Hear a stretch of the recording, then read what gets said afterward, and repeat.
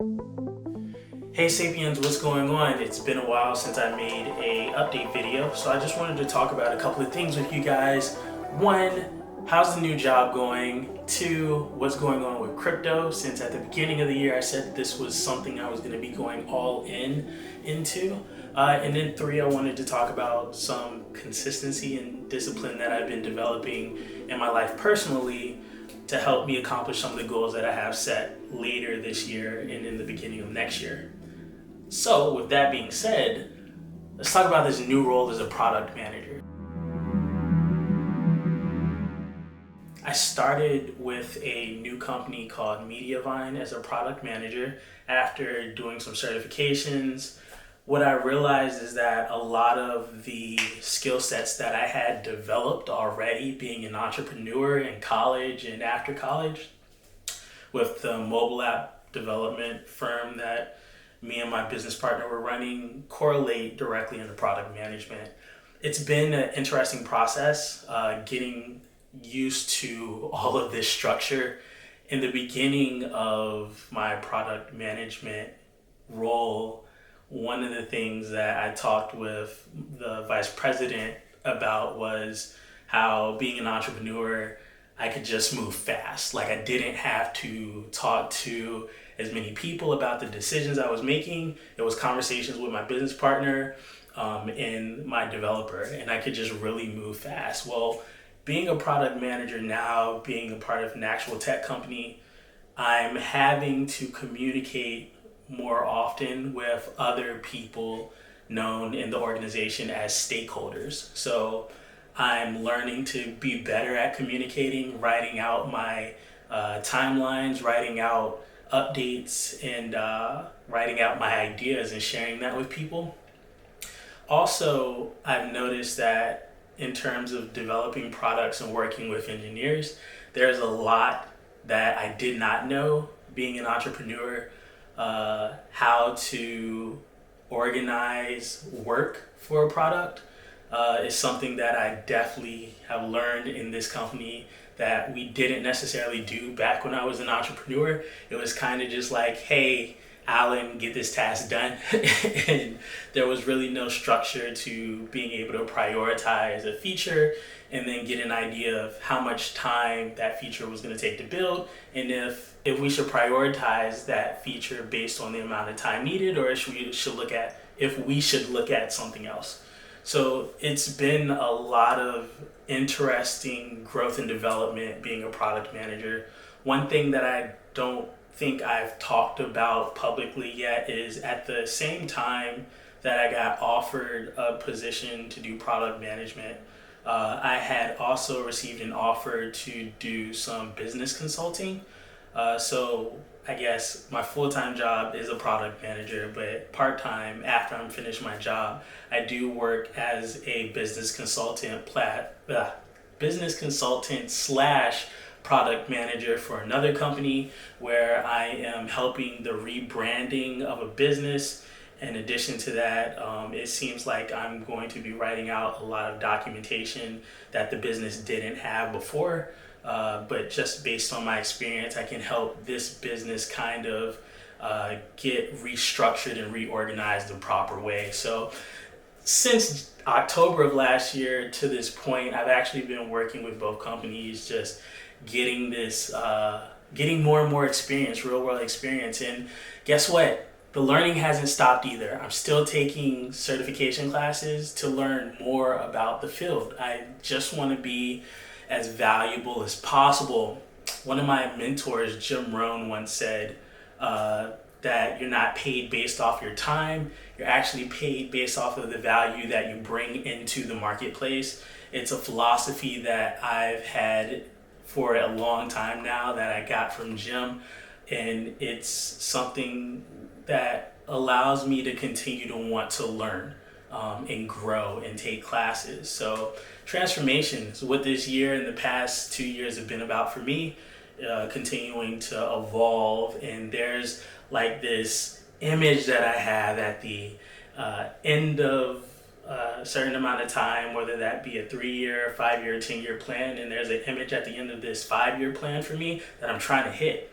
So I have to continue to grow. I have to continue to learn. So, but right now, everything has been going well. I have a very excellent supervisor at the company that I'm with now who helps mentor me and show me things that I may not have known, or gives me the space to make mistakes and gives me the space to ask questions and answer to the best of my ability what we should do in terms of the product team with a certain feature. So that part has been good. I've really enjoyed my time at Mediavine. It's been really awesome. The team has been great. The next thing that I want to talk about that I got started this year was my cryptocurrency journey, and it's been very, very enlightening. I knew that this year I was going to just invest more money into crypto because I see the value of it, and it's not just the financial aspect of cryptocurrency that I really, really like, but it's the part that a lot of people don't talk about, which is the blockchain, which is the technology behind what makes cryptocurrency, which gives it its value. I have indeed continued to invest in it. I started when the market was up. Now the market, it dropped, and now it's gone back up a little bit. I've just learned a lot in this process. I think one thing that is super, super important to understand is that crypto was developed as a decentralized technology, and I've seen so many businesses and people getting into the space that want to treat it as a centralized technology, and it just doesn't work. For example, I've lost about $2,500 in my Celsius account. Celsius was a company that was created that was supposed to be a new type of bank for crypto holders, and it was a centralized company using crypto, and that's not the way crypto is supposed to work. These platforms and projects should be decentralized, and I learned a big lesson from that, and it's really cool. It's not cool that I lost that money, but I went into this thing first off knowing that it was a big risk. I definitely diversified anyway. That's not where all my investments were, but it really showed me a real world example of how centralization is just not a good idea for the crypto space. So that was the biggest thing that I learned this year in terms of crypto. I keep my cryptocurrency now in decentralized wallets. I don't really use Coinbase unless I'm buying something and I'm sending it somewhere else, because Coinbase is a centralized wallet, Celsius is a centralized wallet, Crypto.com is a centralized wallet. So yeah, I just stay more on decentralized wallets now with my cryptocurrency. But the second thing that I realized talking about that centralization and decentralization is that a lot of people are not building in this space as much as there are people trying to buy tokens to become a millionaire. There's not enough enthusiasm on the other side of that for people to be builders and for people to learn, right? So if you're watching this video and you have cryptocurrency, do you know what programming language is used to program crypto on the Ethereum network? Do you know what the blockchain is? Do you think about ways that cryptocurrency can challenge some of these other businesses like Amazon, Google, Facebook, or even things like Shopify? Like, are you thinking about that? And that's one of the things that became very evident as I just continued to play around and dabble with certain projects going on. A lot of people are very enthused about making content about what's the next token to buy. Enough people aren't as enthused to create content on how to build or what platforms can be built within cryptocurrency. No one's talking about, hey, how do we use blockchain to kind of change the way that people have been doing things? It's simply just solving problems using the blockchain. And there's not, what I've seen through my experience with going through social media, there's not enough people being enthusiasts and advocates for building as much as there are for people just investing. So that was the second biggest thing that I really saw going into this space. And I hopefully want to be a part of the solution with that, but more about that later on. And then I think the last thing that I learned about crypto this year is that patience is really required. I don't think enough people understand that the market historically has always had a certain pattern. There's always been an uptrend.